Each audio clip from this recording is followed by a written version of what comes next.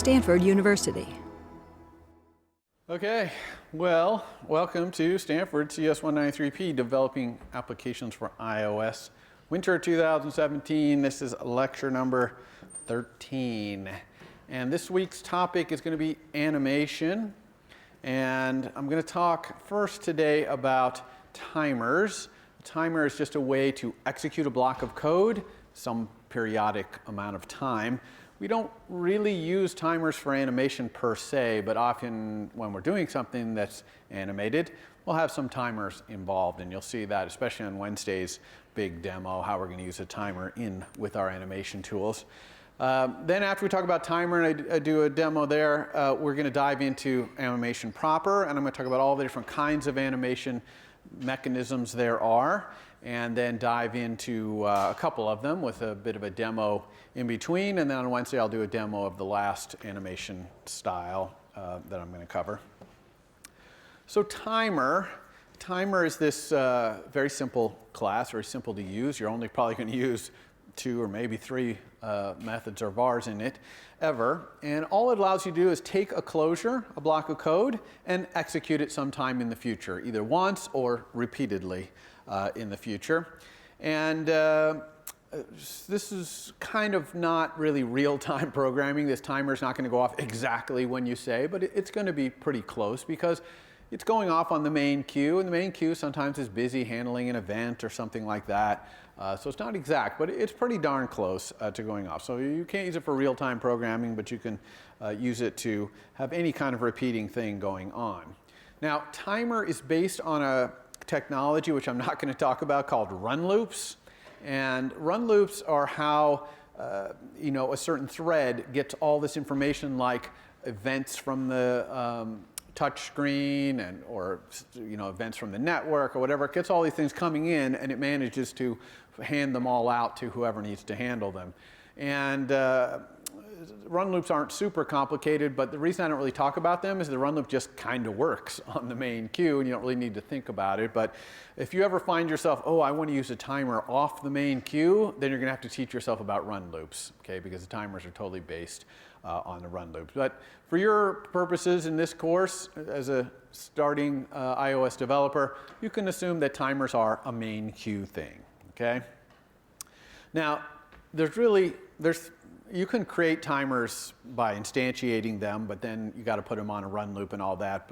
So there's really this one method, this class method you're going to use in timer. And what this one method does is it takes a block of code, a closure, and it takes when you want to execute it sometime in the future and whether you want to keep repeating executing it. And it goes and does that. It puts the thing on the run loop to make sure that it executes that block of code with that interval. Really couldn't be simpler. It's a very, very simple and powerful UI right there. So down at the bottom here is an example of it. This method is called scheduled timer, and it returns the timer that it creates when it schedules it and puts it on the run loop. And so here I'm just saying timer equal, I have a local var timer. Notice this of type timer, it's optional timer here. And so I say timer equals scheduled timer with time interval 2, repeats true, and in the block I put some code. Well, that's going to execute that code 2 seconds from now, approximately. And since it repeats true, it's going to execute it again 2 seconds later, and then 2 seconds after that until I stop this thing. Okay? Now, one thing to note about this little example here is notice my timer is weak. Okay, see that weak? Why do I make that timer weak? Well, when I schedule this timer and it puts it on the run loop is going to grab a strong reference to it. So I don't need a strong reference to it. And in fact, if I make my reference weak, then when this run loop is done with it, when this thing finally stops running, my timer var there will be set to nil. Perfect, exactly what I want, because there's really no use to having a pointer to this timer if it's not running anymore. And if I ever wanted to start a timer up again that I had stopped, I would just call scheduled timer again. It's such a simple API. So how do you stop a timer? So you got a timer and it's got repeating true and it's going off and it's doing this closure every 2 seconds or whatever. You stop it by sending the message invalidate to the timer. And so invalidate tells the run loop to stop scheduling this thing and invalidates the timer. Now, again, this timer is going to not, if you do a validate right there and you have a weak var to it, it's going to go out of the heap, which is really convenient. There's one last thing I'm going to talk about timers, which is tolerance. So this is not a real-time thing, and you might be quite tolerant of it not executing exactly on time. And this makes more sense for timers that take longer. Like, let's say you have a timer goes off every minute and it does something. Well, you might be happy if it goes off 50 seconds from now or 70 seconds from now. So you would set a tolerance of 10 on the timer, and it means it'll go off in the window plus or minus that 10. By the way, this does not have any drift. So if the system decided it was going to go off in 50 seconds this time, the next time it wouldn't, be shorter and shorter and shorter with each time. So the time it goes off is the amount of time from the time you started the timer. Even if it's 2 days later, it's still going off once per minute. It's once per minute since you started the timer. It's just that when it goes off, it'll be plus or minus a little bit each time. Now, why would you want to tell the system this? Well, when your timer goes off, it might be that the system is actually asleep. Your phone surprisingly sleeps, takes little micro naps all the time, okay, to save power, especially to save battery. And it wakes up every once in a while, and it kind of knows when it's going to wake up again. And so the tolerance allows it to maybe take a micro nap a little longer because it's going to wake up for something else, and then it could do your timer. You see? So this is a little micro performance, but if you have something going off every minute over, long periods of time, it can add up, okay? So that's tolerance. All right, so let's do a little demo. See this in action. It's kind of obvious once you see it. So I'm going to take Face It. Remember the Face It demo we had? This is a picture of a face. I'm going to make the eyes blink using a timer, okay? The timer's just going to open the eyes and then close the eyes. Open the eyes and close the eyes. Super simple. So let's go back and get Face It. Here it is. All right, so here is our face view now. The thing about the blinking, I want to show you this again because it's so important. I'm going to actually put this blinking code in a separate view controller, which is a subclass of the other one. So we have this existing face view controller right here. That's the thing that controls this MVC right here, okay, where this face is. It's loading up the face right now. And so I could just put this code in face view controller, but just to show you it again, this thing of subclassing another MVC to make one, I'm going to create a new face view controller called a blinking face view controller. I'm going to put all my blinking code into that. So let's just go File, New, File, and it's Cocoa Touch class, and it's a subclass of face view controller, and I'm going to call it blinking face view controller. And that's going to create a new class. I'll put it in the same place everything else is. Okay, here it is. Let's delete all the code in here. Again, just so as not to distract you. And you can see that it is a subclass of face view controller, which is this thing right here that has all our stuff in it. And all the code that I'm going to put inside here is only going to be for blinking. And I'm going to change in my storyboard. I'm going to select this MVC down here. And right now, its identity is face view controller, and I'm going to change it to be a blinking face view controller. And that change alone is going to make it so that this particular face view right there is going to blink. So how do we do that? How do we make this blinking face view controller work? Well, what's going to be its model? Well, its model is going to be public, and I'm going to call it blinking, and it's just going to be a bool whether or not we're blinking. Okay? And if someone sets this model of this blinking controller, then I'm going to call some method like blink if needed. Okay? And so blink if needed, private func blink if needed, is just going to blink if needed. Now, if blinking is false, obviously the blinking is not needed, so we won't be blinking. But if it is blinking, then we need to blink. Now, just for demo purposes right here, or maybe this is even what I would want, I'm going to turn on my blinking when I appear, when my MVC appears on screen, and I'm going to turn it off when I disappear. And you do need to think about this when you're using a timer, that when your MVC goes off screen, because it's in a navigation controller and someone navigates to something else, or someone hits back or something like that, you want to make sure that you stop your timer. You don't want that timer sitting there running, doing something. The MVC is not even on screen, unless it's doing something, I guess, that's not UI based. But I'm going to say here in my view did appear, super view did appear. I'm going to say here blinking equals true. So every time my MVC appears on screen, it's going to start blinking, and in view will disappear. I'm going to say blinking equals false. So I'm going to stop blinking when it disappears. That make sense? Okay, so that's going to obviously cause my timer to stop going because my timer is only going to be going when I'm blinking. All right, so how am I going to implement blink if needed? Well, it's only if needed, so I'm going to say if I'm blinking, then I'm going to do something. That's the if needed part of this blink thing right here. And what do I need to do? Well, first of all, I'm going to just have some constants here. I think I called it, what did I call this? I don't know what I called the constants here. Well, we'll just type them in. So I'm going to have a little struct here called blink rate. And I'm going to have how long my eye stays closed when I'm blinking and how long it stays open when I'm blinking. So let's have a static let closed duration, which is going to be a time interval. Time interval is just a little class or a little type that represents elapsed time. It's pretty much a double, but whenever we're talking about time intervals, we kind of let people know in our code by using the time interval type. And then I'm going to have the same thing, open duration, which is going to be a time interval. And, you know, usually when we're blinking, our eyes stay open a lot longer than they're closed. So let's say something like, I don't know, 2.5 seconds, something like that. Okay, now if I was doing this for real, I'd probably have the amount it stays open be random within some tolerance, right? Because when we're blinking, we don't go blink, blink. We, you know, kind of sometimes we blink and then this short amount of time. But again, for demo purposes here, we'll just fix it to be 2.5. All right, so we have that. Now, all we're going to do to blink is we're going to start by setting our eyes to be closed. So I'm going to say self, I don't even need self here, face view dot eyes open equals false. Remember, face view is one of our superclasses vars. It's a public var in our superclass. That's maybe unfortunate it has to be var or public. It would be nice if it was protected maybe. We have no such thing. So it's a public outlet there, and we're setting its eyes open to false. So we're starting our blink by closing our eyes. Now, after the closed duration, we want to open them back up. So I'm going to say timer dot schedule timer, and notice I'm not even looking at the return value of the timer because I never have to invalidate it. This is going to be a one-shot deal, and it's going to automatically invalidate itself when it's done.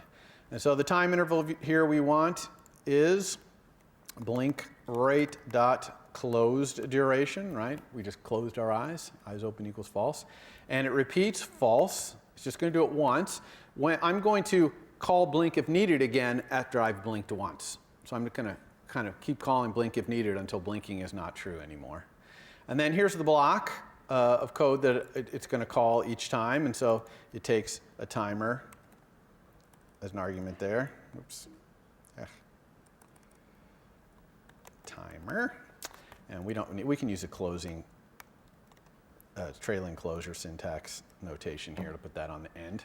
So here's the timer. So what do we need to do inside this timer? Well, we're just going to open our eyes back up. So faceview.eyesOpen equals true. And of course, we're inside a closure here. So we're going to need self dot.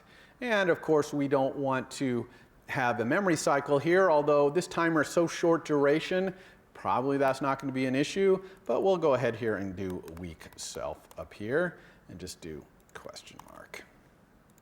Okay, so now eyes are back open, right?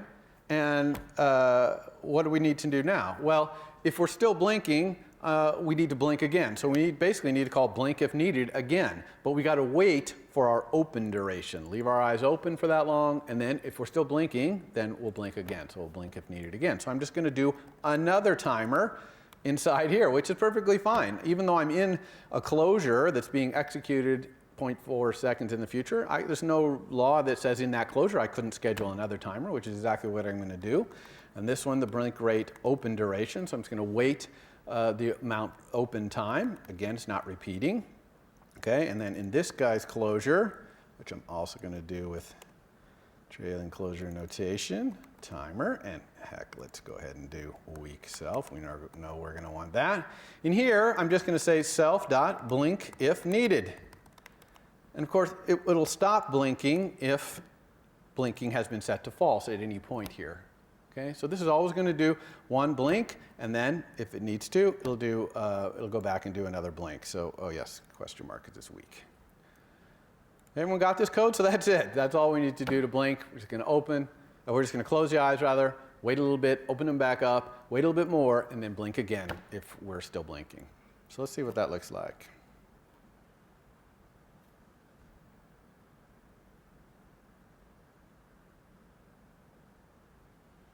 Okay, there he is. He's blinking. Okay, and he'll work. Here, let's switch him around. He works no matter what. Whether he's happy or sad, he's always blinking. Now, one thing about this blink that's not so good is it's kind of abrupt. That's why I'm saying it's not really animation, right? We don't blink like this. Okay, nobody blinks like that. Okay, we kind of close our eyes a little bit slow. There's a little bit of motion to it, and so we'd really like to do that. And so let's talk about some more animation capabilities we have and how we can do really more true animation of that than just using a timer. So let's go back to our slides here. All right, so before I do that though, let me talk about and summarize, not all actually, but most of the animation capabilities that you get with iOS. So the one I am going to talk about in detail and demo today is animating UI view properties. There's only a few of the properties, vars in other words, in UI view that you can animate, but they're a pretty powerful few as you're going to see, and allows us to do a lot of animation. There's also, you can also obviously animate those controller animations, like in a navigation controller when you click to go to the next card on the stack, it slides in, right? That's animated.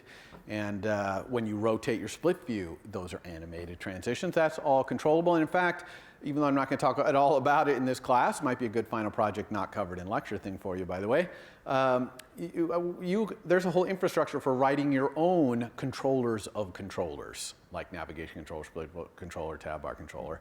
And so part of that mechanism includes full animation support. Now, underneath all of this animation I'm talking about is core animation. It's a framework, okay, like UIKit is a framework. And core animation has a lot of mechanisms for doing very sophisticated animation. Now, not a lot of it bubbles up to the UI view animation that we're going to talk about, but kind of the simplest, most straightforward ones do. Again, this is something for your final project. Maybe you want to do some more sophisticated animation. You could drop down into the core animation layer. There's a little bit of a window into core animation from UI view. It's a var in UI view called, I think it's called layer or CA layer, but it's of type CA layer, CA being core animation. And you can use that to kind of dive into core animation from a UI view. That's a little hint there.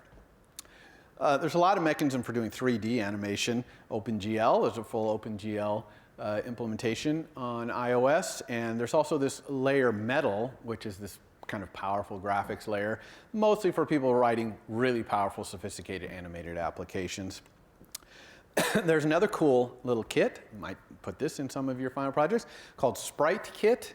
Sprite Kit is kind of 2.5D animation, a typical animation where you have like a little character running around and he's jumping over things and shooting at things. That likely would be done with Sprite Kit. It knows how to do things like fire and things like that, in addition to know how to layer images on top of each other and have them move around. So that's kind of fun. Not going to be able to talk about that. And lastly is physics-based animation. And we're going to talk all about that at the end of this lecture, and then I'll demo that on Wednesday. So the two I'm going to talk about is the first one and the last one, UI view animations, and then physics-based animation. All right, so let's talk about this UI view animation. What can you animate? Well, these are the things you can animate. You can animate the position of your view, so you can make it animated, moving, sliding around on screen. The view is moving around. You can animate its transform, which primarily means its size or its rotation, okay? Because the translation part of the affine transform, you're pretty much going to do with frame or center, okay? So you can rotate your view or scale it up and down. There's alpha, okay? Alpha, remember, is opacity, so how much it's transparent, so you can have things fade out into oblivion or fade in. And then, not very useful, background color. You can animate the changing of your background color from one color to another.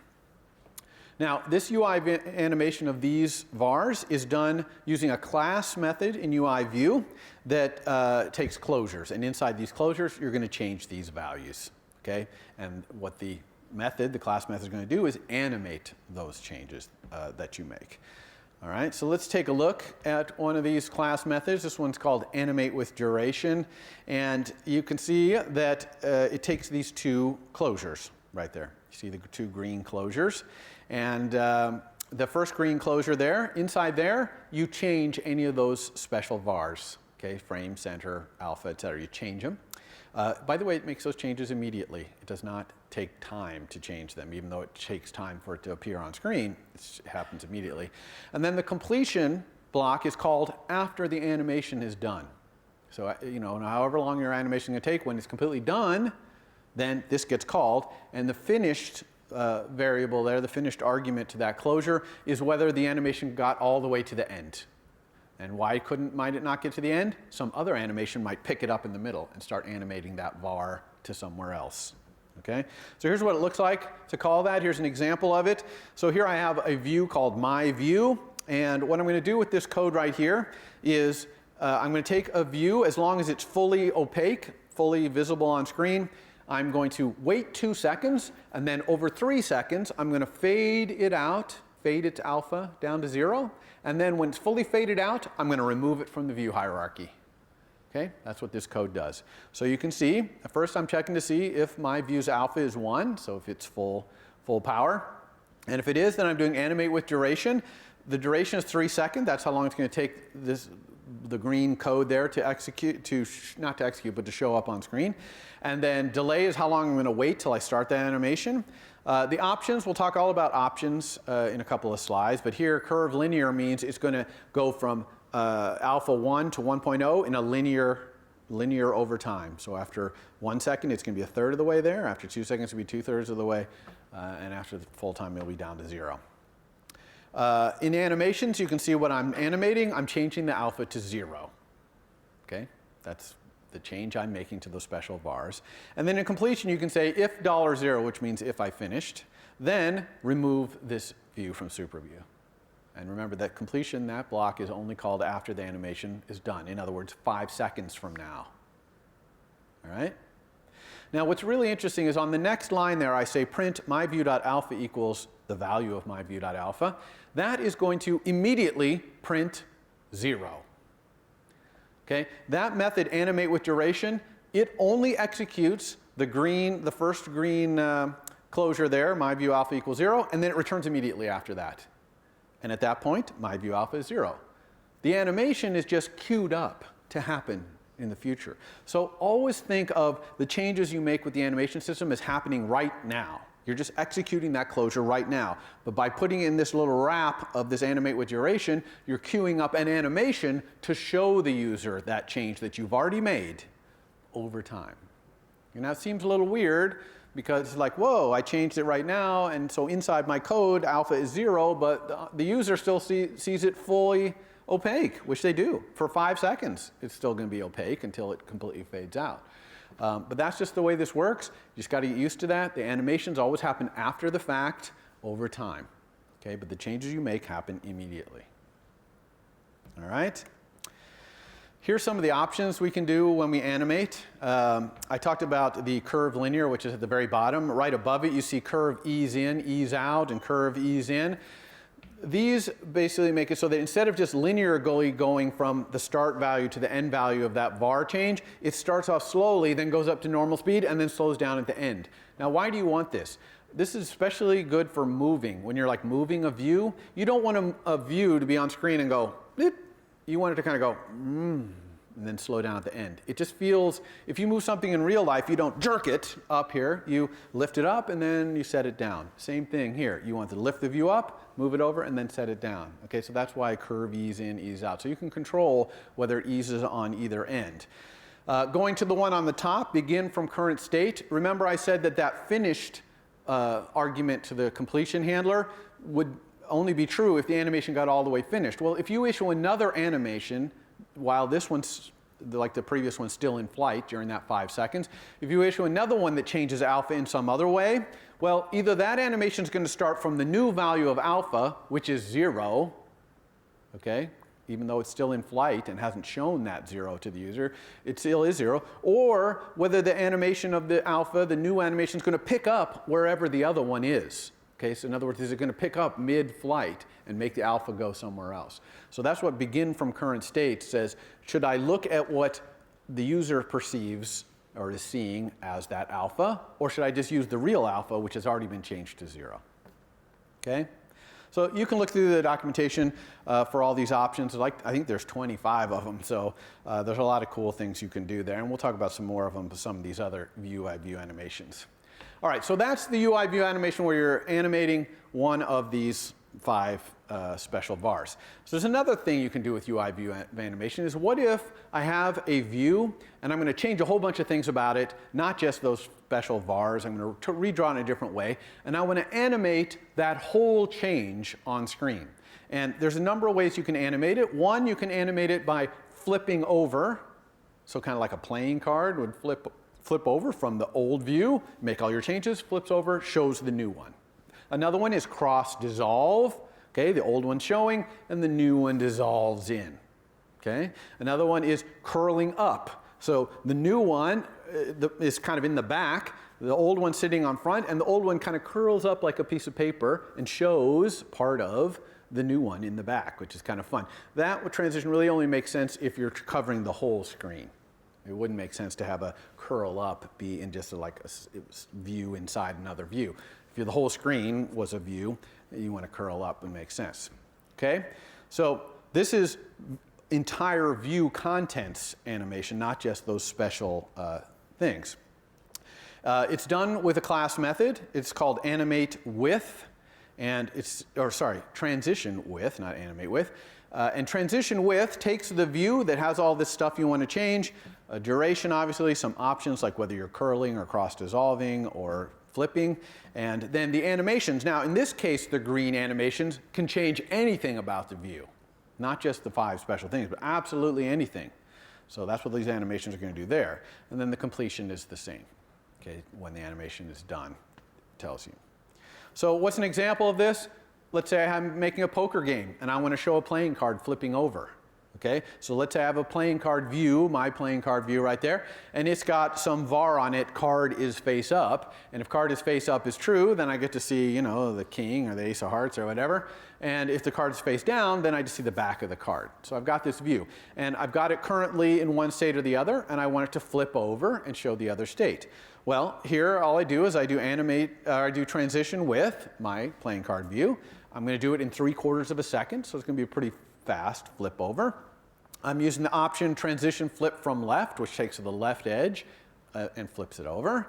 And then inside animations, I'm just changing that card is face up var, the thing that controls which one my view is showing. And so this is going to flip over and show the card in the other direction. Okay? So that's cool. That's when you want to change the whole view. But you're limited in what kind of, you know, animation you can do, just flipping, dissolving, and curling up if it's full screen.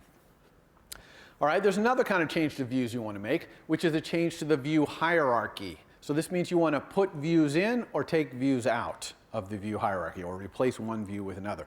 So this method is transition from to. So the from view is the view that's going to be leaving the view hierarchy, and the to view is the view that's going to be coming into the view hierarchy. They don't have to be in the same place, by the way. They could be in different places on the screen. That's absolutely fine. Usually they are in the same place. And this animation, here you notice that there's no animation block, because implicitly what you're doing in this animation is replacing the one view with the other, or going from one view to another. So you've got the new view all set up the way you want, presumably, and you've got the old view, and you just transition across. Now, sometimes you don't want to actually remove these from the hierarchy, you just want to show and hide them. And so if in the options you put .show hide transition views, then instead of remove from super view and adding subview, it will just set the hidden. Remember, view has a hidden bar that'll hide it. And it'll set 1 to hidden and 1 to not hidden. All right? I don't know, maybe that property is called is hidden these days. Yeah, anyway. All right, so those are all ways to animate views. So let's look at doing a couple of those in Faceit. So first I'm going to do the animation where we change the entire view and do flipping or cross dissolving to cause the blinking to be a lot smoother. And what I'm going to do is I'm going to take the 2 eyes in my face, replace them with views that draw the eye, and then I'm going to have the view change from open to closed, doing a flip from top. See how that's going to make it look like the eye is blinking? Because it's going to flip over. That little circle is going to flip over like that. And then we're going to shake the head. This is a 2D face, so it's going to shake his head side to side instead of like this, because it's only 2D. And we're going to do that with the thing where we're going to change one of the special VARs. The VAR we're going to change is transform, because we're going to rotate our entire face. Okay, so let's do those. Let's go back to Xcode here. All right, so to do the eye blinking, we need to have the eyes not be drawn. So right now, if we go to, if we go to our face view right here, you can see that we draw our eyes by doing this UI Bezier path, right? And then down here, if you remember in draw, we get the path for the eye and for both eyes, and we stroke it. So we're not going to do this anymore. Instead, we're going to add 2 eye views, which I'm going to show you in a second, as subviews of this face view. So we're not going to do that, and we're not going to need this. Actually, I'm going to grab this center of eye out of here, because I still will need to put my new eye views somewhere, and that knows how to do it. So the rest of this, though, I'm just going to comment out. Okay? So we're not using that mechanism for drawing. Instead, we're going to eye view. Now, in the interest of time, I'm going to drag this eye view in and show it to you. So we'll copy it in here. All right, so what does this eye view look like? It's super simple.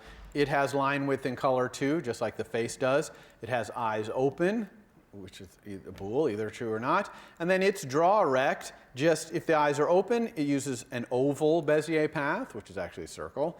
And if the eyes are closed, it just does move to line 2. Okay, this is pretty much the exact same code that was in the face view. And then here it's setting its line width, setting its color, stroking color, and then stroking it. Everyone understand what this does? Any questions about this code? Super straightforward, all right? So we need to fix our face view over here to use those eyes, those eye views instead. So how are we going to do that?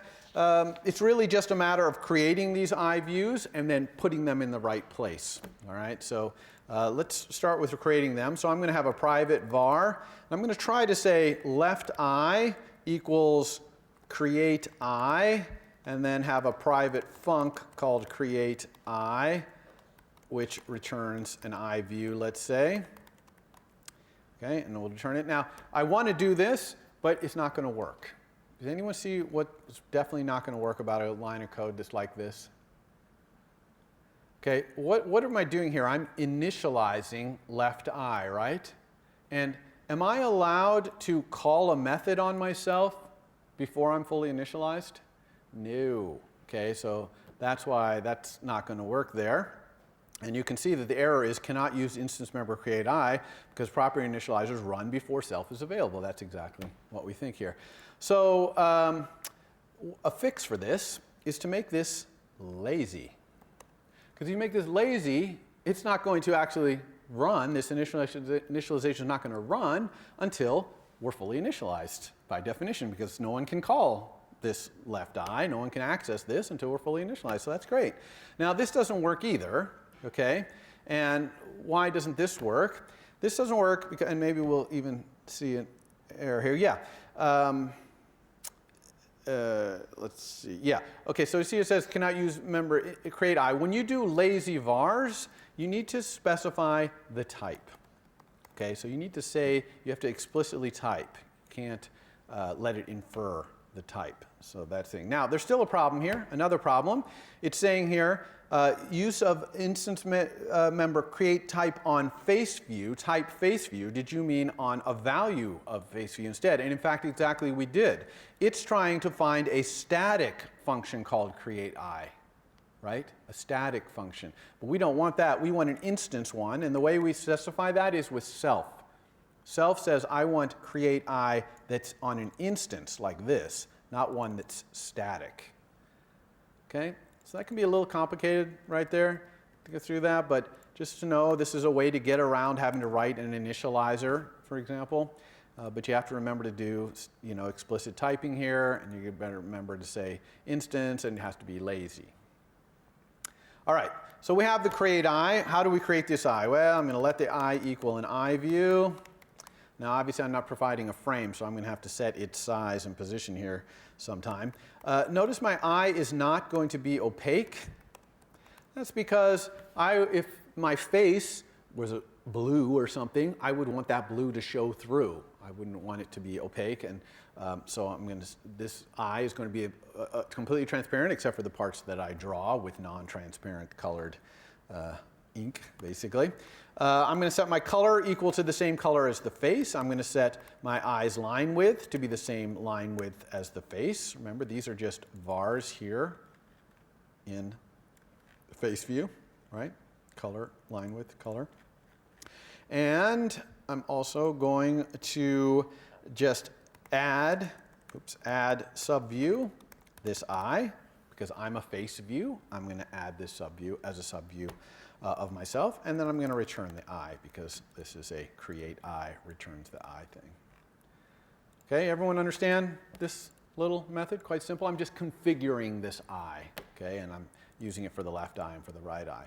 Now, what about positioning the eye? Because there I didn't say where this eye is. Okay, so right now I added it as a subview. It's in the upper left corner, size 0, 0, so that's no good.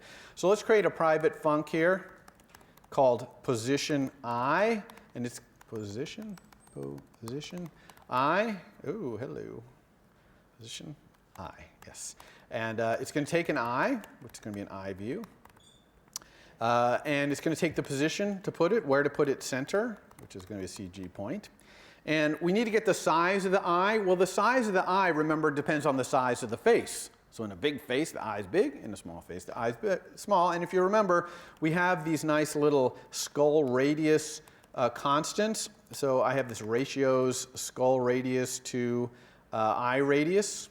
Remember that? And I'm going to make it 2, because here I'm talking about the width and height of my view, and the radius is only radius, not diameter. So I'm having to say times 2 there. So now I know how big this little eye view needs to be, and so I'm going to say eye.frame equals cgrect. For now, we'll have the origin be cgpoint.0. I'll put it in this center right here in a second, but right now I'm going to make the origin 0. And the size is a CG size where the width is the size and the height is the size. It's square. Okay, and now let's just set the eye's center equal to the center there. Okay, equal sign right there. Okay, so this little guy right here is just going to position the eye. Now, when do we want to position that eye? Okay, now this is very important. When we're in a view controller, we know when our bounds of our top level view changes because we get view did layout subview sent to us. Remember that? If we're a view, this face view is a view, not a controller, a view. It gets told whenever its bounds changes by being sent the message layout subviews. Okay? So layout subviews is sent to all views when its bounds changes or any time that its subviews need to be relayed out. And that's exactly what we want here. We got to relay out those eyes. We've got to move those eyes to their current position.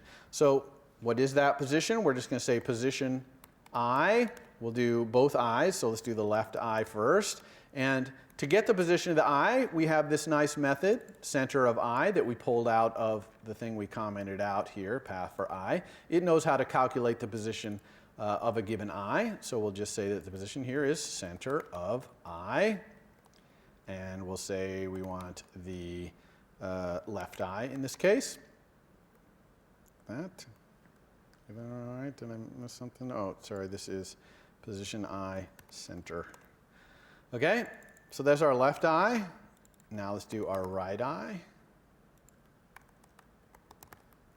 Okay, everybody got that? So every time our bounds changes, we get layout subviews, we're going to move those eyes to wherever they're supposed to be, the center of eye thing. Okay? We got an extra argument. Oh, I guess I made that be that. Yeah, that makes sense. Okay?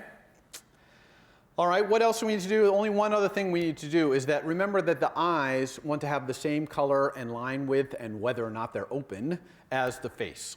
Okay, so all these places up here where we set eyes open and where we set the line within color, we need to forward that on to our left and right eyes. So let's do it here for color first. Let's go down here. Now for color, we still need set needs display because other things in the view besides the eyes are a certain color, the mouth, etc. But we do need to say that our left eye's color equals this new color, and also our right eye's color equals the new color. And exactly the same here for the line width. We want to say that our left eye's line width equals our line width, and our right eye's line width equals our line width. And probably most importantly, when the eyes are open and closed on our face view, we want to have that set in our views. Now, notice that for here, we don't need set needs display anymore because we don't draw the eyes in our draw rect. See in our draw rect down here? We commented that out. We don't draw the eyes. The eyes are drawn by these two subviews that we added with add subview there. So here we can get rid of set needs display. And instead, we're just going to say left eye dot eyes open equals eyes open, and right eye dot eyes open equals eyes open. Okay, see how we're just forwarding that on to those two views. All right, any questions about that? Let's go to make sure we haven't broken anything here by making our eyes be separate views. Our view should, overall, our face view should look exactly the same. It's just using subviews to draw part of itself rather than drawing it in draw rect. And sure enough, it's working fine. It's even continuing to blink because that blinking is done by the controller. The controller is setting eyes open, eyes closed, eyes open, eyes closed, and that's being forwarded on to the view and it's blinking. Now, of course, we haven't changed the animation, so it's still kind of this insta-blink. So now we want to use the UI view animation to make that blinking a lot smoother. So how are we going to do that? Let's go over to our eye view right here. And every time eyes open is changed, instead of just changing it, we're going to animate that change. So we are going to instantly change it, but we're going to, on screen, it's going to be animated. All right? So to do that, I'm actually going to make eyes open be private var right there. And I'm going to create the public eyes open, which is a bool. And this thing is going to be the thing that does the animation. Okay? And because setting this eyes open does the needs display, which causes this, I still want all that functionality. It's just that when someone publicly sets my eyes open, I want to animate the change that's going on there. So how am I going to do this? All right, when someone gets whether the eyes are open, I'm just going to return the private eyes open. Right? And if they set this eyes open thing, I'm going to say if the new value does not equal eyes open, so in other words, they've changed it. You know, the eyes, they didn't say eyes open and eyes are already open because I don't want to animate the changing from open to open. I only want to animate changes when it changes. I'm going to do this UI view dot transition with view. Okay, not this one. I want transition with view, not from to, which remember is removing things from the view hierarchy. This one is transitioning inside of view. And so I'm going to do self as the view. This is the eye view. The duration, I should make a constant here, but I'll just say 0.4 to make this expedient. The options I want to transition from top to bottom, okay? Because an eye blink kind of comes from the top. Okay, so we'll do that. And then here are the animations we're going to do right here. And I don't actually need this completion because I'm not going to do anything when it's done. Notice that that's an optional closure. You see how it's got a question mark on the end of it? So I will just not include that whole thing.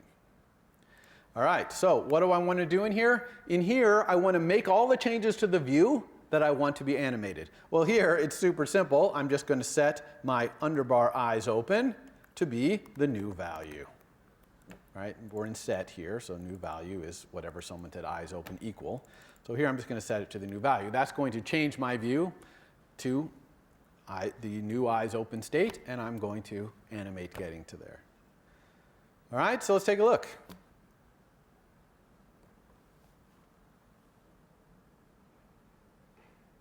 This guy should still be blinking, but he should be blinking a lot smoother, you see, because it's animating the actual motion of the eyes closing. Got that? And again, works in all All right. Now, the next thing we're going to do is have this guy shake his head. So I'm just going to rotate the entire view. Okay, he's going to shake his head by going a little to the left, all the way back over to the right, and then back to the middle. That's going to be shaking his head. Okay, it's the best I can do in 2D right here. So how are we going to do that one? We're going to do that one by animating one of those special vars in UI View, which is the transform. So let's go. We're going to do this in our face view controller. Okay, so this is going to be something that is kind of all faces can do. So we'll put it in there. Let's put it right in here, I think. It's good space for it, some room. And I have some constants for this, head shake constants. So angle is just the angle I'm going to turn to the left and the angle back to the right. And remember that we're in radians here, so it's 0 to 2 pi to go all the way around the circle. So I'm going to go pi over 6, which is a little bit around the circle. Okay? And then segment duration is how long I'm going to take to do each turn to the left, back to the right, and back to the middle. Okay? Each of those is going to take, in this case, half a second. So before I write the animation code, I'm going to make a nice little private func here called rotate face by.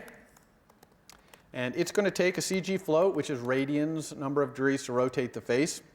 And it's going to rotate it. And the way we do this is just we take the face views transform. Okay, remember we're in the controller here, so face view is a var of ours. And we're going to make it equal to the face views transform rotated by that amount. Okay, let's make this a little nicer. We'll say by angle. Okay, so this is just a nice little function that rotates the face any amount of degrees. And I'm going to use this inside my animation code to rotate the face. Everybody cool with that, what that code does?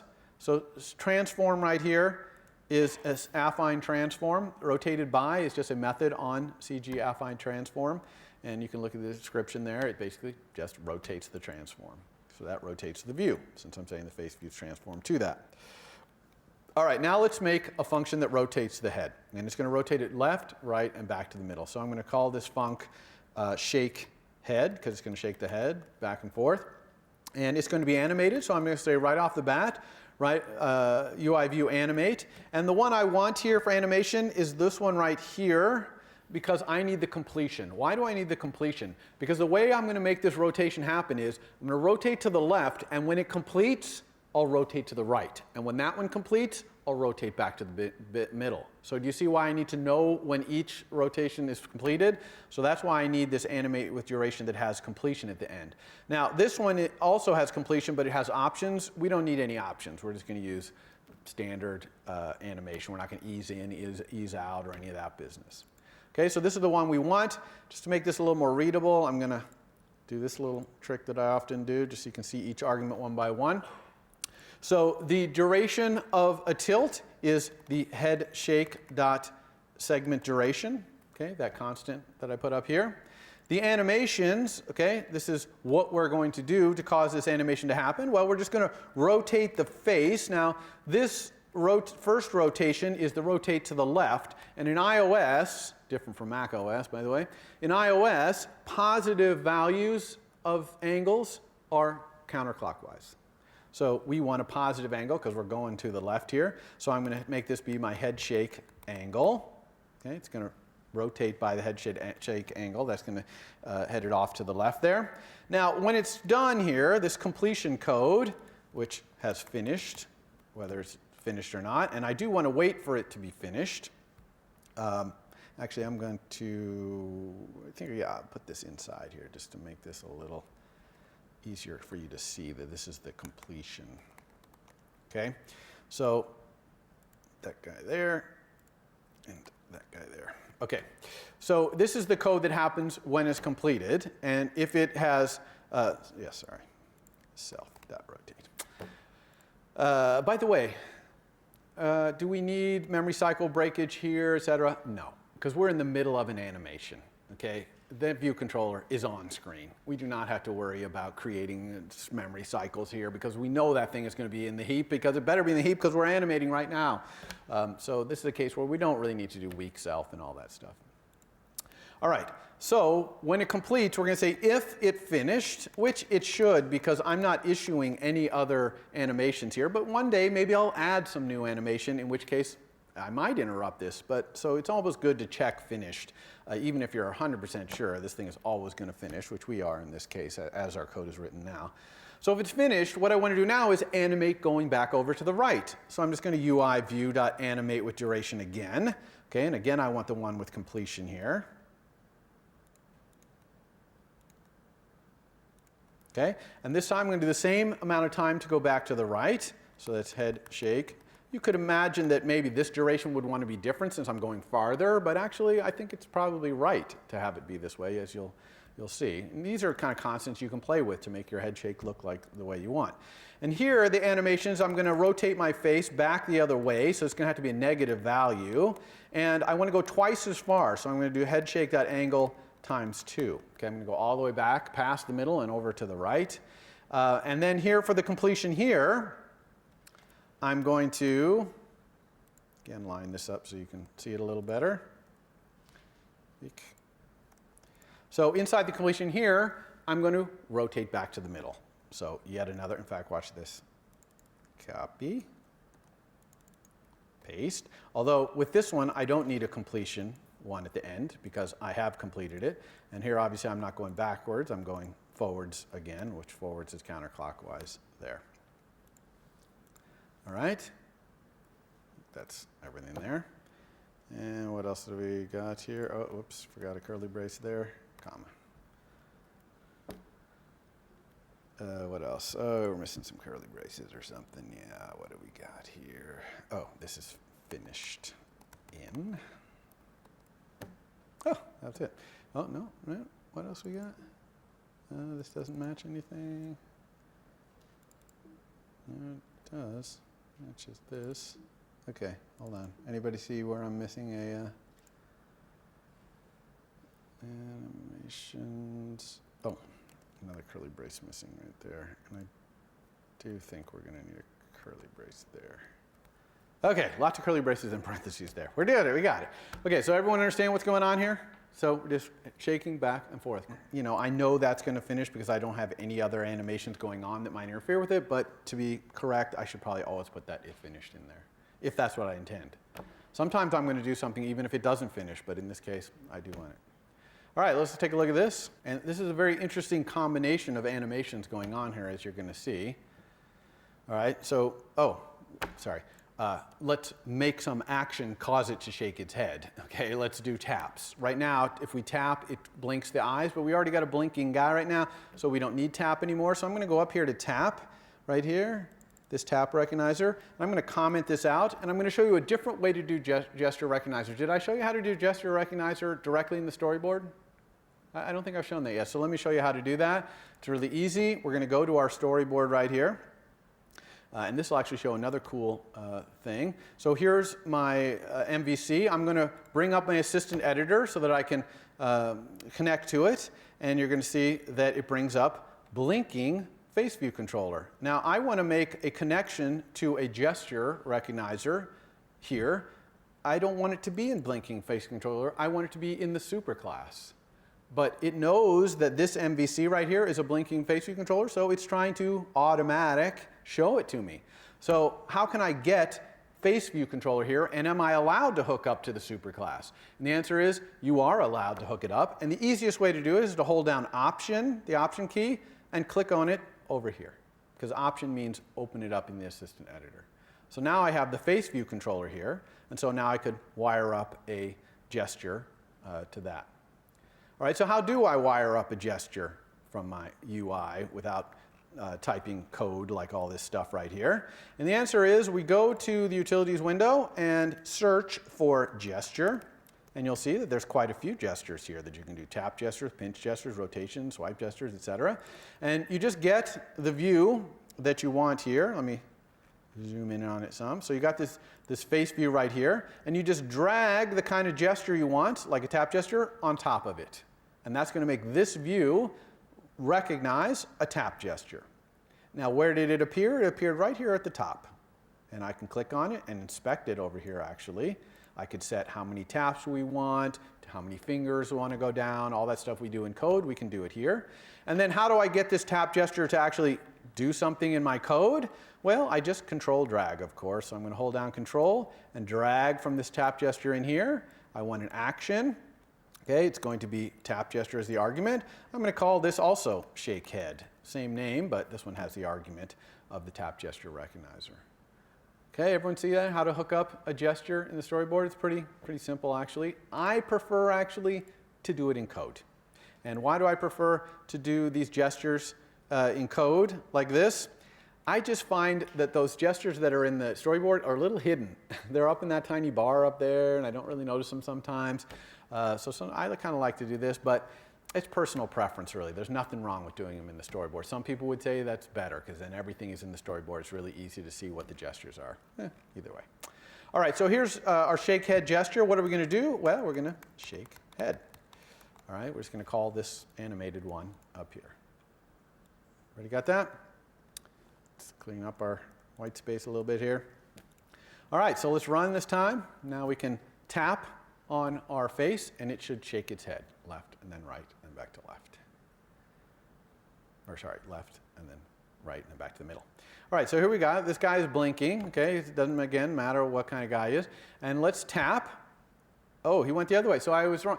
I always get this wrong about which way is which in iOS. So actually, I guess positive values are, yes, clockwise, I guess. I think the documentation is backwards on this, if I remember correctly. They might have fixed it. But anyway, so we go forward and then back. Now, a couple interesting things to note here. Look at our other animation. It continues perfectly happy. It does not care that we're rotating this view. It's completely irrelevant to that. And that's the way animations work. As long as they're not touching the same values, they can work completely independently. Another thing to note here is this is a subview of this view, and when I transform it, it moves all the subviews with it, which is kind of cool. Okay, so even if you build a view out of subviews, then if you animate it, rotate it or whatever, the subviews will get rotated as well. All right, everybody got that? All right, that's all I wanted to show you. So that's the power of UI view animation, and I didn't even show you a lot of the cool things you can do, like moving views. Okay, having views move across the screen. And the reason I didn't show you that with this view animation, it's pretty obvious how you would do it, but also because on Wednesday, I'm going to be showing you a really powerful way to move views across the screen with this physics-based one, which is the next thing I'm going to talk about in the slides. All right, let's hop back into the slides. All right, so dynamic animation. Now, this is a different approach than the UI-based animation I just said. In this case, what you do is you set up all these physics, like gravity and things like that, and then you just put the UI views in there, and they get affected by those physics, and they move around. Okay, that's the fundamental way to do it. Now, how do you do it? What's the mechanism for doing it? First, you're going to want to create an instance of this class called UI Dynamic Animator. Okay, a UI Dynamic Animator is a thing that controls all the physics-based animation in a view hierarchy. Okay, and we'll show you how to create that in a second. Then you're going to add what are called UI dynamic behaviors to that animator. And as soon as you add a behavior to an animator, it will start behaving that way. And then finally, you're going to add UI dynamic items, which are usually UI views, 99% of the time, to those behaviors. And then those behaviors will start acting on those views. So that's it. It's a three-level thing. You got the animator, you add behaviors to it, those behaviors start happening, you add UI views to the behaviors, now they start being affected by the behaviors. You can do it in any order. You could put the views in the behaviors first and then the behaviors in the animator, whichever you want to do. So how do you create a UI dynamic animator? All it needs is the coordinate system it's going to work in. Okay? So UI dynamic animator, its constructor here takes an argument reference view. This is just the UI view whose coordinate system is going to be the coordinate system for all the animation that we're doing. Now, the views don't have to be, all the drawing doesn't have to be in one view. It can be in a whole bunch of views, but they have to be in the same view hierarchy, and you're going to want reference view at the top of that view hierarchy. Okay? That's the only restriction there. So now you start adding behaviors. So you do that by creating concrete instances of UI dynamic behavior, in other words, subclasses of UI dynamic behavior that do what you want. So there's a gravity behavior, which creates what seems to be gravity pulling the views, or a collision behavior where the views run into something like the edge of the screen or another view and they bounce off, okay? And we're going to talk about all these dynamic behaviors and how we configure them in a minute. And then the UI dynamic items. One thing to note about the UI dynamic items is that if you add, let's say you have item 1 and item 2, like in this example right here. I've added item 1 and 2 to the gravity, so they're both affected by the gravity behavior, but I only added item 1 to the collider. Let's say it's a collision behavior, and let's say there's a boundary at the bottom. So let's say the gravity goes down and there's a boundary at the bottom for the collider. Items 1 and 2 are going to accelerate down towards where the gravity is pulling them, but then item 2 is going to keep on going, and item 1 is going to bounce off the boundary, okay? So if you don't add the UI view to a certain behavior, it won't be affected by that behavior. Now, these items that you add to behaviors implement this protocol called UI dynamic item, which UI view already was implementing, okay, before they even invented this, because all that's in the UI dynamic item protocol is bounds, which you just get because your bounds are affected by your transform. And so you get your bounds so you know where to draw. And then the center and the transform are things that can be set. So the animator really can only change where the view is and its rotation and scale. Okay, that's all that the animator do. But that's a lot. Okay, rotation and scale, you can see, especially center, where the thing is a lot of what the animator is doing. Now, one interesting thing is once you add a dynamic item to a behavior that's been added to an animator, then the animator has control over its center and transform. And if you want to change the center and transform without removing it from the dynamic animator, you've got to tell the dynamic animator, hey, I changed this. Otherwise, it's going to change it right back to what it thinks it is. Right? So don't fight your dynamic animator if you want to change the center or transform of a view that you've added to an animator. You have to tell the animator using this method right here, update item using current state. And you just pass the UI view that you changed the center or transform of, and it will pick up what you changed it to and continue from there. All right, let's talk about some of the specific behaviors. There's gravity behavior. So gravity behavior is just like gravity. And by default, when you create a gravity behavior, the gravity is down, which means kind of down towards the home button, basically in portrait mode. And its magnitude is 1g, okay, 1.0. And 1.0 means 1,000 points per second per second. Remember that gravity is an acceleration. Okay, hopefully you all at least have enough physics to know that. Gravity is an acceleration. Anyone know what the gravity on Earth is? 9.8 meters per second squared, right? So on screen, it's 1,000 points per second squared. And what's really interesting about 1,000 points per second squared, it's a very round number, but it feels a lot like 9.8 meters per second squared. Now, if you have your phone, you put a view at the top, and you apply this gravity behavior to it, it'll fall almost exactly the same as a real-life object would fall. It's really pretty amazing, actually. And yet it's such a round number like that. So you can tweak these numbers, though. You could have the gravity be up. For example, when I pull out my phone and I swipe up from the bottom, okay, feel free to do it if you want right now. When you swipe up from the bottom, the little control panel comes up, it kind of flies up. That's actually using this mechanism, and it's gravity up. So gravity is actually pulling that thing up when you swipe. And what's more, when it hits, you notice it doesn't just come up and stop, it kind of bounces a little off the end. Okay? And that's a collision behavior. So that thing coming up is a combination of a gravity behavior and a collision behavior, or it might be using a snap behavior, which we'll see in a second too.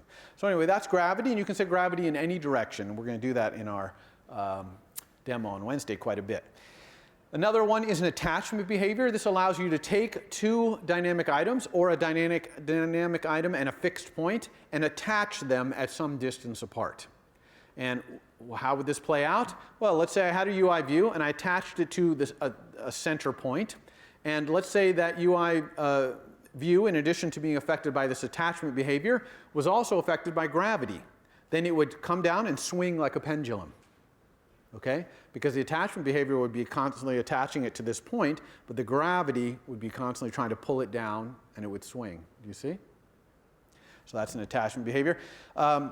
The attachment behavior, one thing that's really cool about it, you can change the length of the attachment in real time. So the thing is animating, and you can be changing the distance that is attached. So you can create all kinds of crazy motions using that. All right, collision behavior.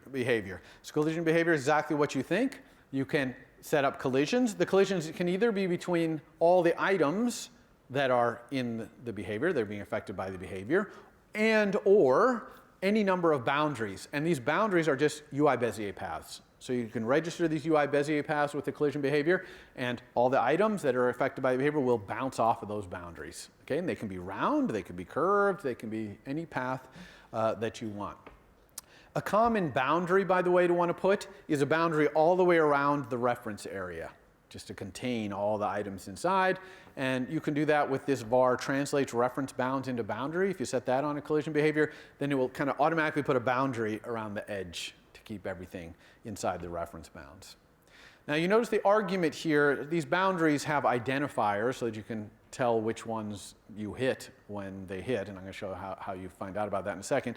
But you notice the identifier is an NS copying. Okay, you've never seen NS copying there before. NS copying, for the purposes of this, basically means NS string or NS number. Okay, so the identifier could be a number or a string, but they're these NS's. Now, that's no problem because you can just as them to a string or to an int if you want to use ints as your identifiers. But you do have to do that as. So NS copying is basically NS string or NS number. Now, why do you need that identifier? Because when a collision happens with a boundary, the collision behavior has a delegate, and it'll tell you. So if you set yourself as the collision behavior's delegate, then if you have any boundaries set in there, or if two items are colliding with each other, you're going to get this sent to you. This is a collision delegate method. Collision behavior began or ended contact for some UI dynamic item, a UI view that's bouncing around in there, with the boundary identifier NS copying. So there's that identifier telling you this boundary that you sent is doing this. And it'll even tell you the point at which those two things collided. If it's talking about a collision between two UI dynamic items, then it'll say with UI dynamic item instead of with boundary identifier. Okay, so this is really cool. When the collisions happen, you get to find out that they happen. And again, we're going to use that in our demo as well. All right, snap behavior. So a snap behavior is basically move this view from here to over here behavior. And why it's called a snap behavior is it doesn't move it over there really jerky and kind of stiff. It moves it over, and when it gets there, it's almost like four springs are attached to the corners, and it kind of vibrates a little bit. It flies over there, probably eases in, then eases out, and then when it gets there, it kind of shakes a little bit. Okay, like there's springs in the corner. And you can set the stiffness of those springs with damping. So highly damped, they'll come in and just stop, and really springy springs, they'll come in and go, kind of really bounce around when it arrives in there. So why do we do that? Because when we move things across screen to a new place, in real life, we don't want it to feel so abrupt, right? When we move things again, we want it to feel smooth. And so snap to is definitely the way to move something to a known place with the system. Similarly, there's something called a push behavior. A push behavior gives a UI view a push. Okay, so we already know how to make the UI views accelerate towards somewhere with gravity. Push is almost like imparting a velocity to it. Now, there's two kinds of push. There's instantaneous push, which is just one-time push, okay, imparts a certain energy to it. There you can see magnitude 1.0 is 100 by 100 view would get 100 points per second squared, kind of push to it. But then there's also continuous push, which is you're just pushing along behind. So that's velocity. Okay, you're giving the thing velocity because you're just constantly pushing it at some rate. So you can do both things there. One thing that's really annoying about push behaviors is the instantaneous ones. You add the behavior to the animator, right? And then it pushes it, and then it just sits there doing nothing. Okay, it doesn't like disappear after your instantaneous push, even though you're not going to push it again. So we want to clean that up, and I'm going to show you towards the end of this talk how we would clean up those instantaneous pushes, but it is a little bit annoying that it does it. Now, continuous push is different because it's constantly pushing, so you don't want it to be cleaned up. You want it to be sitting there pushing. There's another kind of behavior, which is kind of a meta behavior called a dynamic item behavior. Okay? Dynamic item behavior, not dynamic behavior, dynamic item behavior. And this I like to think of as the physics behavior. This is essentially describing the physics that apply when all the other behaviors do stuff. Okay? So this is things like allows rotation. That's saying, like, if two things collide, should they be allowed to spin off, or do they have to keep, non-rotated, bounce off non-rotated? Friction, after things bounce off each other, or if they're just moving around, do they get slowed down by friction?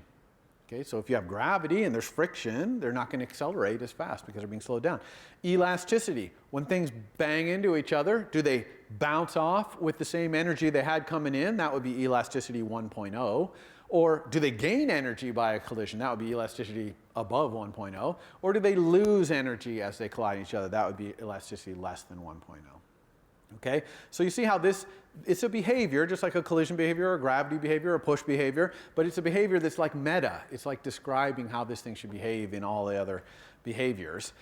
This behavior also can tell you the linear velocity of an item, which is actually interesting to know. Now, why do I want to know linear velocity of an item? A lot of times, if I've got a view, an MVC, and it's animating, and then I click away from it, like a tab bar, or in a navigation controller, I push something else on, I want to pause that animation. Well, there's no real way to pause. Okay, when your view goes off screen, when your view controller disappears, you're going to want to remove the behaviors from the animator and stop animating, because you don't want to be animating not on screen. Okay, it's a waste of energy. But when you go back to the view, you want all of the animated things to continue as they were. Well, they will, except for they'll have lost all their velocity. So you have to put their velocity back. So you grab all their linear velocities, store them away somewhere, and when you come back, add the linear velocity back. You could also use linear velocity here to put a speed limit on objects. If we have time on Wednesday, which I doubt we'll have time, but if we can get to the speed limit feature, by the way, we're building like a space game where we're flying through asteroids. Okay, that's what we're going to build with this thing. So maybe we want the asteroids to have a speed limit where they just aren't going so fast, there's no way our ship could possibly dodge them or whatever. So we use linear velocity for that. So you can ask any item that a dynamic behavior is behaving on, you can ask for its linear velocity. Okay, now here's all these behaviors. Okay, gravity behavior, push behavior, all these are all subclasses of a class called UI dynamic behavior. Not dynamic item behavior, that's the previous slide. This is UI dynamic behavior. Now, a UI dynamic behavior is something you often create your own subclass of. Now, how the heck, you're probably like, what? I'm going to write my own gravity thing or my own collision thing? It's too complicated. And the answer is, you're right, it's way too complicated. So your subclasses of UI dynamic behavior, what they're going to be is composites of other dynamic behaviors. So if you had some space where there's boundaries and gravity is applying to things and they have a certain friction and elasticity, you would combine a gravity behavior, collision behavior, and UI dynamic item behavior into your subclass of UI dynamic behavior. And the way you combine them is with this very important method in UI dynamic behavior called add child behavior. That means composite this behavior into my behavior. And we almost always do this. Okay, create our own subclass of UI dynamic behavior and put all our other behaviors that are related in it as child behaviors. It's just a good way to collect the total behavior that's being imparted to things into one place. And we're going to do that in our demo as well. Most of the code we're going to write on Wednesday is going to be in a big UI dynamic behavior subclass, because we're going to put a lot of behavior on our asteroids that are moving around. They got to bounce off the ship, and they got to be affected by the ship's acceleration and all kinds of things. We're going to put that all in our own subclass of UI dynamic behavior. Otherwise, you generally don't subclass UI dynamic behavior, because that's really a subclass of UI dynamic behavior is mostly to composite things together. All behaviors of any kind know the dynamic animator that is currently animating their behavior. Okay, remember I said there's this UI dynamic animator at the top. You add all the behaviors to it. That thing, all the behaviors know the one they're in. They have a var called dynamic animator, which could be nil because they might not be currently being animated, that tells them that. They also find out with this method will move to dynamic animator every time they're either removed from a dynamic animator or added to a different one. They can only be animated by one. Sorry, they can never be animated by multiple dynamic animators. That would make no sense. They'd all be fighting each other. So this is just telling them the one that they move to. So you can find out when they move to. Why do you want to know this, by the way? It's sometimes very interesting to know when you leave a dynamic animator. Okay, because maybe you have something else going on, like in our demo, if we get to it on Wednesday, we'll have a little timer that's going on all the time. But if we're not being animated, we don't want that timer going. So we'll start and stop that timer in will move to animator. Okay? Okay, UI dynamic behavior also has a really cool var called action. Action is just a closure, takes no arguments, returns no arguments. This action closure is called every time this behavior acts. Okay, so collision behavior, when it collides, it's going to call this action thing. Gravity is calling this thing all the time because gravity is always accelerating the items more and more. A push behavior, it's called, if it's instantaneous, it's called when it does its one push. If it's continuous, it's going to be called all the time as it pushes on the thing. So these little closures are called a lot. So don't do anything expensive inside an action closure. Okay, you want to really make this code. If you go into instruments and you look at your code, if you do something expensive here, it'll come to the top pretty fast because it gets called a lot, as you might imagine.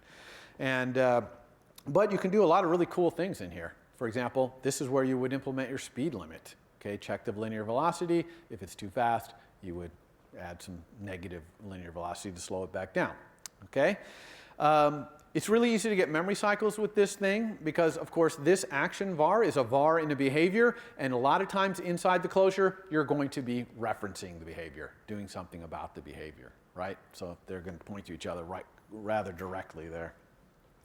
Now, another thing that's interesting about dynamic animator is it usually, most of the time, runs to stasis. Okay, so things are happening like, again, swipe up from the bottom of your phone, the thing, gravity pulls it out, it bounces off the top a little, and then it stops. And when it stops, okay, the animator's still on, but it has nothing to do, you'll get these delegate methods sent to you. Animator did pause. So now you know the animator, it's still running, it's still looking for something to change, but nothing is currently changing, so it has paused. And then if something changes, like you do a push behavior and things start moving again, it's going to say resumed until everything reaches stasis again. Now, you don't always reach stasis. In our little asteroid space game, it's never going to reach stasis because the asteroids are always flying by, constant asteroid activity. But in the flip up from the bottom, okay, it does reach stasis.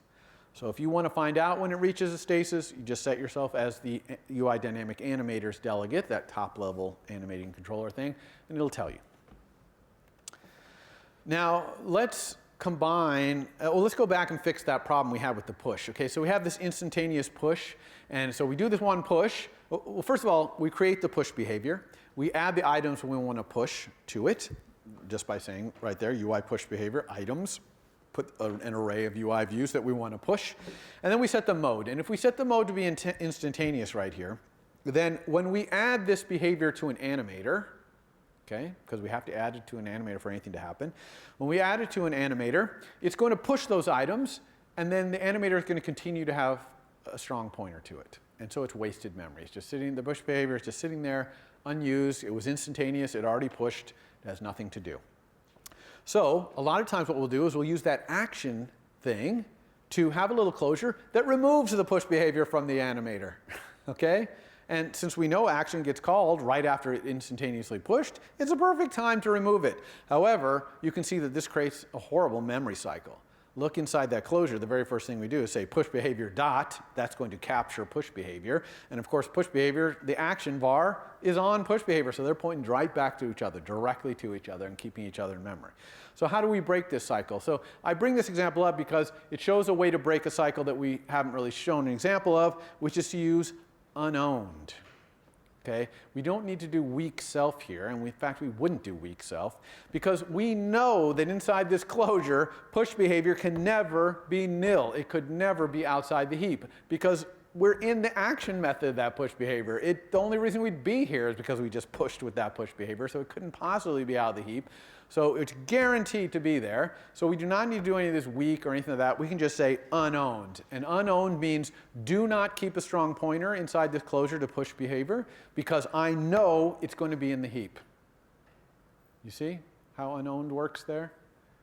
So unowned is kind of more of a force way of breaking a memory cycle, and you've got to be really sure that that thing you're going to mark unowned is in fact going to be there, otherwise it will crash your app. But here we know for a fact. All right, that's it.